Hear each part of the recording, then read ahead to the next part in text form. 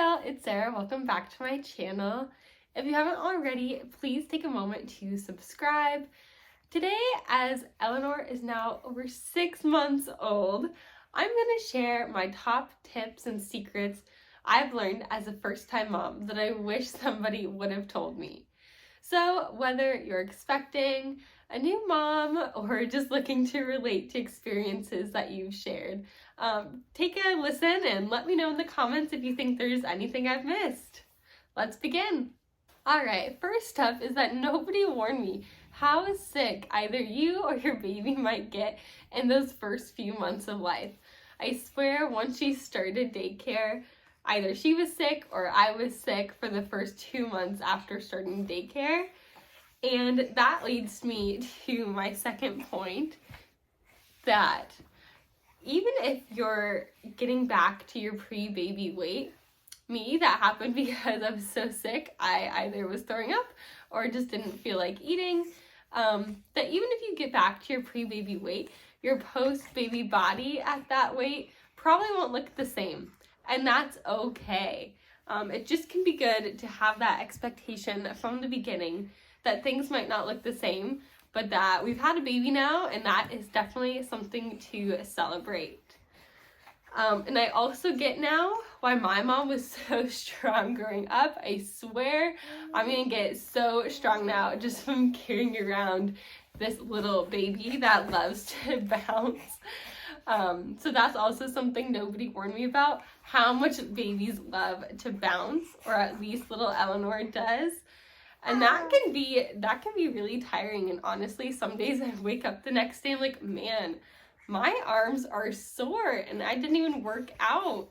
But it's just from carrying her around, which also leads me to having a good posture and making sure that you're not leaning back super far when you're carrying them. I had a postpartum little physical therapy appointment, and that was something that they warned me about, or told me to be aware of in that appointment as well. All right, up next is immediately postpartum. A few things that were helpful to me were these Freedom Mom cold packs, which I know a lot of people DIY those as well. And something not very fun to talk about, but a friend had gifted me these that she had left over from having her baby, and honestly it was super helpful to have, are these disposable underwears. Not fun to talk about or think about needing, but as a new mom it was super helpful to be able to use those in the first week postpartum. Yeah. All right, another thing, as we just introduced foods for the first time since she hit 6 months and is sitting well by herself, I get now why people incorporate a bath time routine into their bedtime routine early on. And that's because once you start foods, like we have now learned, the bath time is going to be an essential part of that bedtime routine as they get just absolutely messy trying new foods. And so we had done that off and on as part of our routine, but now it's going to become an essential part, so I get why people recommended that early on. All right, another piece of advice or thing I learned quickly was having dedicated nursing tops or sweatshirts if that is part of your journey. Like this is a dedicated nursing sweatshirt, and I had been gifted one of these by one of my friends for my baby shower, and it's been super helpful to have, especially now that we're into the winter months. I know they make nursing tank tops, which I have a few of, which are great for layering and are really good for having when you go back to work. But having dedicated nursing tops can be really helpful to have. And there's a few good brands out there. I've gotten a lot from Facebook Marketplace because I know they can be pretty expensive, brand new. But yeah, so that is definitely something that's nice to have and maybe be on the lookout for, starting to collect a few of them if you're still in your pregnancy days.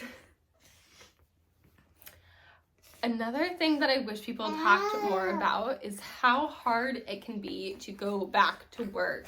When I was returning to work at 3 months, I had just the most difficult time deciding if that was going to be right for our family, and how could I possibly imagine leaving her after spending all day every day with her for 3 months. And it was so hard, but I'm here to tell you, if you have to go back to work, it does get better. And especially now that she's enjoying daycare more and can interact with the other babies, she's become a little bit of a social butterfly, and I think it's been really good for her, and I feel better in our decision now that I know that she enjoys daycare, and you know, she's happy when she gets there, she's happy when she gets picked up. So I did go back at 4 days a week. I get Wednesdays off with her, which I'm recording today on a Wednesday when I'm off with her, which helps break up the week and helps break up washing bottles, which leads me to my next point. Washing bottles can be such a time suck at the end of the evening when you get home from work. Oh, yeah. But that's a way that we have, Hayden and I, my husband and I, have helped to split the chores. Once I am getting her down for bed at nighttime, he works on washing all the bottles and pump parts and getting them ready for the next day. My hands have already become super dry from trying to be washing bottles all the time this winter. So that's a great way to divide chores with your partner, is thinking about all the bottles to wash. Also, on the topic of bottles, and this is something I know I talked about in some of my videos over the summer when we were expecting her, was just to get like maybe one of a few different types of bottles. We ended up going with the Avent anti-colic bottles since she needed something with a really slow flow and was spitting up a lot. The other option was the Dr. Brown's bottles, which I know are really popular, but those have even more parts to them. So if you think you'll need something different, maybe try the Avent bottles. There's a few less parts to wash, which really makes a difference in the evenings. Another tip I have that I really wish I would have learned earlier is to take a lot of videos. We took a few photos when she was a newborn and, you know, along the way, the milestone pictures, but we didn't take that many videos, and I'm already having a hard time remembering those early days, and I just really wish that we would have captured them on video. So I know your camera roll might feel like it is just exploding with pictures of your newborn, but here is your sign to take more video of these early moments in their lives. And I'm also here to tell you that their favorite toys will probably be the loudest, most annoying, and also the brightest toys. I know a lot of moms want to be really minimalist, but a lot of their favorites, at least for her anyway, are the super loud ones, like the kick and play piano and her little jumper that makes sounds.